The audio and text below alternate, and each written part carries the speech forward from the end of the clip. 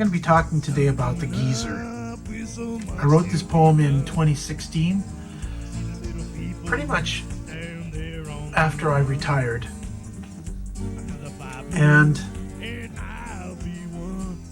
it went on an album called Eccentricity, which arguably was an concept album that was dedicated for all the things that I went through right after I retired, or just getting to the point where I was retiring, or all the fallout that happens after. And then you start looking at yourself in the scheme of things, and you realize things are different than they were before. Yes, I think the first thing that happened is I started questioning my mortality. Well, how long have I got left now that I've retired? Philosophically, for me, I just think, what else can I do? I want to make sure that I get everything out that I need to get out. Here's another thing. As soon as I retired, I was really worried that all my musical stuff was going to dry up, because the whole change of the way things are done. Every day that I was at work, I'd spend an hour writing. Well, that changed when you get home. And you think, well, I'm going to have all this time to write. But you also have to figure that you're not the only one that's retiring. She's retiring too. And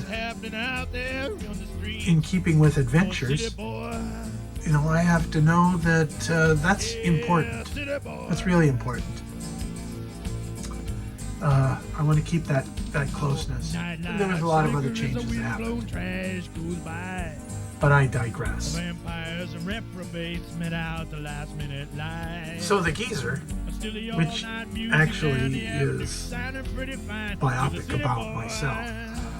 Let me read a little bit about this. Yes, indeed, it appears that he has arrived. Somewhat of an eccentric and unpleasant man. That really does have a lot of me in there. There's other.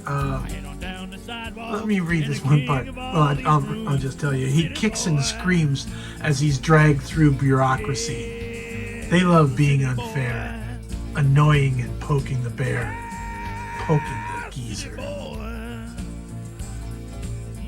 My brother David, when he first heard this song, said, "That's me."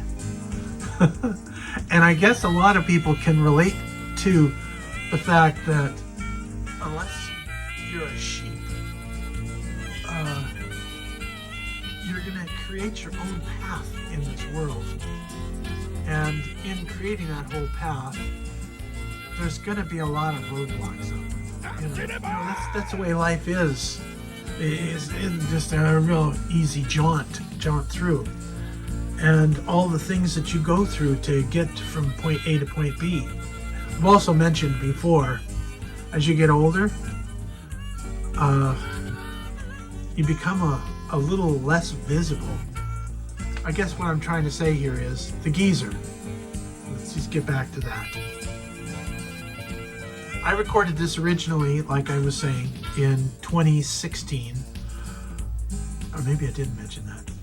I've done this so many times, I don't know what I've said before, so I'm just repeating myself. So if I said this earlier, then just, you'll deal with it. So I recorded this in 2016 on the Eccentricity album, which was my anthem album for being retired, for retiring, and then a lot of the things that I went through. There's other really good songs on that album. I mean, there's some really good stuff. That's another good listening album. And I don't know if I've mentioned this to you before, but when you listen to albums, you should be wearing headphones. You should be wearing headphones if you're listening to Lord Baldwin, or earbuds or whatever, because he loves to play with stereo. All right, now let's get to one of the main points here. And that is, who is the cowboy for this particular song? When I presented this to Diane, she was saying, well, is he a cowboy? And then I said, well, what about Sweet Baby James? And she says, oh, yeah, I guess. So I chose, in a roundabout way, James Taylor to do this song, because I've been to James Taylor concerts, by the way, and I've got some of his albums. As I was explaining before, he came out about 1970, right? That's when he came into prominence. I got married in 73, and when I got married, that meant, hey, you got no more money for albums. But I followed James Taylor from the very first album. I don't have Flying Machine, but I have his first solo album. And I have a funny story. Now, I have mentioned this somewhere else, and if, in fact, you'll forgive me for mentioning this again, but this just tells you a little bit about James Taylor and myself. There was a time when my son, Chet, he came over, he said, Dad, somebody was singing your song on the radio. I said, what? He says, yeah, they were singing Shower the People with Love. And it was a different voice, but it was really close to yours. And it was using this, it sounded like just how you would do it, but it was somebody else. And then I told him, hey, that's not my song. That's James Taylor's song. I didn't do covers of hardly anybody.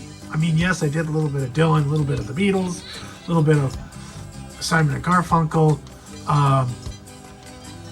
and then just James Taylor was there, He was just, well, he was easy to listen to, he was easy to emulate, and I loved the feel of what he was singing about and how he was presenting his stuff. He was just genuinely James Taylor. In 1976, and 75 too, but thinking that I was ready for the marketplace, the music marketplace out there, I started taking addresses off the back of albums of artists that I had in my possession, and I started writing them, all these different people, letters. Obviously they were all handwritten because that was long before computers for me.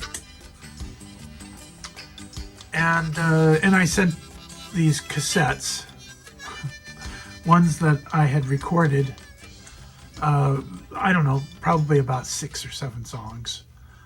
And I sent them, and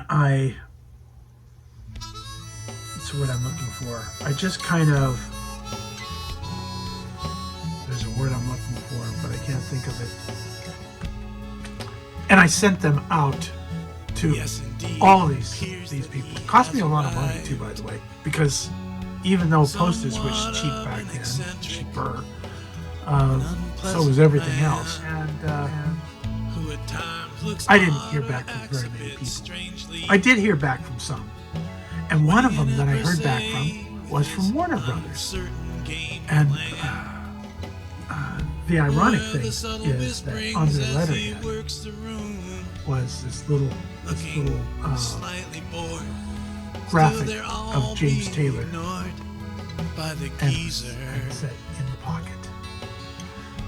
They were obviously very proud of that album, but the funny thing was that was one of them that they actually responded to me with. Oh, he can be tactfully affable at times. And then also reminded me that, hey, one of our artists is James Taylor. But it would have still been kind of cool for me to keep those. But Diane decided, No. No. That's all negative stuff. They're all saying no to you. They're all saying you have no talent. Or they would say, oh, this is very nice, but it's too personal. Or, hey, come back and see us in a couple of years. Send us something else. Because I think you have something, but we're not interested right now. Or all the people, the artists that we have right now in our contracts is all we need. We don't need anything else. My point, I guess, if I was trying to say a point, was it's ironic to me that I take the address of Warner Brothers Records off of the back of James Taylor's record, and then they respond with a letterhead that has James Taylor in the pocket on it. That was kind of, anyways, Diane threw everything away. And by the time I recognized that they were gone, years had passed. And I had them at the bottom of a drawer, and I didn't bother looking for it because I didn't really care. She was just looking out for me because she loves me. And that's the story. I don't know if it's worth anything to listen to, but kind of cool on my part. So, okay, let's go return to our other stories. And I thought that he could do a very good job of singing the song, The Geezer. I mean, when I'm listening to this song, and I'm remastering it, actually I have remastered it, I could hear his voice doing this. So James Taylor, if you're listening to this, this song's for you. This was tailor-made for you. I think maybe I said it all. I hope I did. I'm not thinking I've missed anything. Did I? Okay, so James Taylor, the 12th Cowboy. He offers no apologies for his offenses. For you. And for the rest of you, come on back next time, because it's going to be fun too. And again, I'm just going to apologize right off, because I may have said half of the stuff that I'm doing here already, but you're welcome to it. Thanks again, and hope to see you soon. Bye.